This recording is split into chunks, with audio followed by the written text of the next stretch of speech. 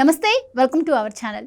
వైఎస్ఆర్సీపీ గత ఎన్నికల వేళ దారుణ పరాజయం మూటగట్టుకోవడంలో ఆ పార్టీ ప్రధాన కార్యదర్శి సజ్జల రామకృష్ణారెడ్డి కూడా ఒక ప్రధాన కారణమని నేతలందరూ బలంగా నమ్ముతున్న సంగతి తెలిసిందే.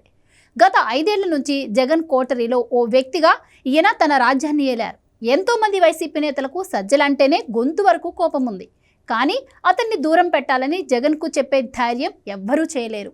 ఒకవేళ ఎవరైనా చెప్పినా జగన్ పెడచెవిన పెడుతూ ఉండేవారు. ఇప్పటికీ కూడా సజ్జలను జగన్ దూరం పెట్టాలని వైసీపీలో 90% మంది నేతలు బలంగా కోరుకుంటున్నారు. జగన్కు ఒక వలయంగా ఉంటూ వచ్చి క్షేత్రస్థాయిలోని పరిస్థితులు ఏంటో, అసలు నిజాలేమిటో ఆయనకు తెలియనివ్వకుండా సజ్జల చేస్తూ వచ్చారని అంతా భావిస్తున్నారు. కనీసం ఎన్నికల తర్వాత బుద్ధి తెచ్చుకొని సజ్జలను జగన్ దూరం పెడతారని అనుకున్నారు. కానీ జగన్ ఎవరినీ లెక్క చేయలేదు.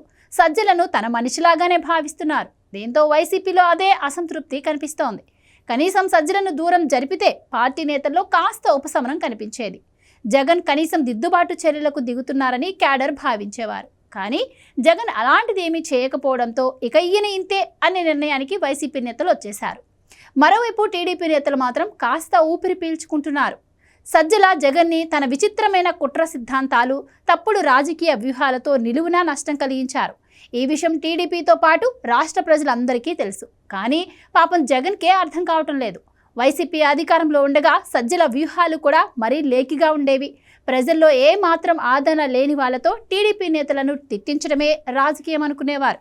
ఆ క్రమంలోనే పోసాని కృష్ణమురళి, రామ్ గోపాల్ వర్మ, యాంకర్ శ్యామల లాంటి వాళ్లతో బేరం మాట్లాడుకుని చంద్రబాబును తిట్టించారు. తద్వారా వైసీపీకి మేలు జరుగుతుందని భావించారు. పోసాని మాట్లాడే మాటలు వింటే వైసీపీ వాళ్లకు విరక్తి పుట్టేలా ఉండేవి. పోసాని కృష్ణమురళి, ఆర్జీవీ లాంటి వారు ఎంతోమంది వైసీపీ అధికారంలో ఉండగా కనీసం విలువ లేకుండా ప్రవర్తించారు. కూటమి ప్రభుత్వం అధికారంలోకి రాగానే సైలెంట్ అయిపోయారు. అయితే సజ్జల కనీస వాల్యూ లేని వాళ్ళను ఎంగేజ్ చేసుకుని మొత్తం పార్టీ ప్రతిష్టను నాశనం చేశారని అంటున్నారు. ఇప్పుడు కూడా సజ్జల అదే చేస్తున్నట్టు చెబుతున్నారు. ప్రతి స్క్రిప్టు కూడా సజ్జల ఆఫీస్ నుంచే వెళుతున్నాయి. ఇక ముందు కూడా ఇలాంటి క్యారెక్టర్లతోనే ప్రభుత్వంపై పోరాటం చేస్తే వైసీపీ కోలుకునే ఛాన్స్ ఉండదని టీడీపీ నేతలు కూడా భరోసాగా ఉంటున్నారు. అందుకే సజ్జలపై ఈ మధ్య పెద్దగా విమర్శలు కూడా చేయటం లేదు.